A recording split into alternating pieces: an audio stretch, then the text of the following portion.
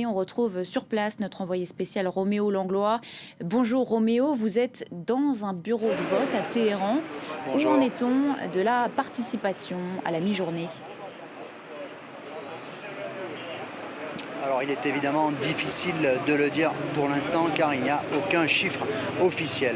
Ce que je peux vous dire, c'est que ce matin nous avons visité deux bureaux de vote dans le centre de Téhéran assez tôt, et ces bureaux de vote étaient relativement déserts. En tout cas, il n'y avait pas de grande file d'attente à l'intérieur. La plupart des électeurs présents étaient des sympathisants du candidat conservateur, ultra-conservateur, Ebrahim Raïssi, qui s'était levé de bonne heure pour aller voter pour l'actuel chef du pouvoir judiciaire iranien, expliquant qu'ils attendaient un homme à poigne, un homme capable de remonter l'économie en Iran, de relever les multiples défis économiques et sociaux de l'Iran et d'être fort sur la scène internationale.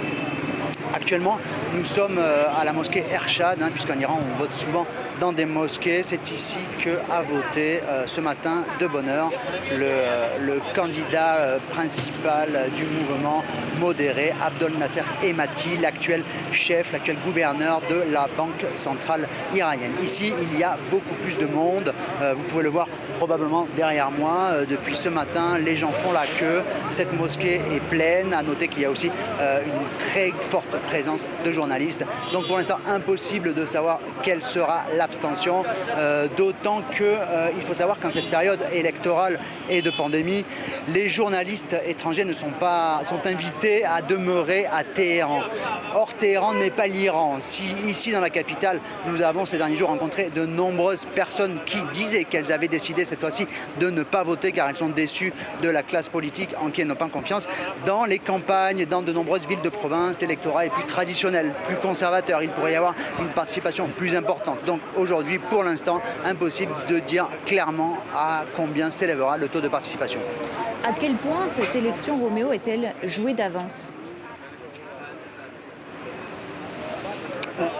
C'est difficile à dire. C'est en tout cas une critique récurrente depuis la fin mai, date à laquelle le Conseil des gardiens de la Constitution, cette instance proche du guide suprême, l'ayatollah Ali Khamenei, chargé de valider les candidatures, a sélectionné les personnes habilitées à se présenter.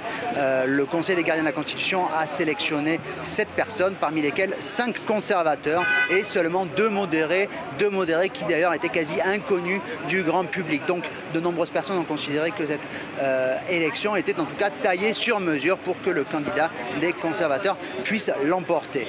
D'autre part, ce que nous avons constaté dans les rues de Téhéran, c'est que le portrait du favori, l'ultra-conservateur, donc Ebrahim Raïssi, est omniprésent dans les rues de Téhéran et que ses concurrents sont, eux, très peu présents. Cela dit, encore une fois, difficile de savoir ce qu'il va se passer. Certes, de nombreux experts tablent sur une victoire d'Ebrahim Raïssi, mais de nombreux modérés et réformateurs espèrent, malgré la menace d'une abstention massive, une mobilisation de dernière minute qui permettrait au candidat Abdel Nasser Hemati, donc le candidat modéré, de l'emporter et donc éventuellement d'arriver à un second tour.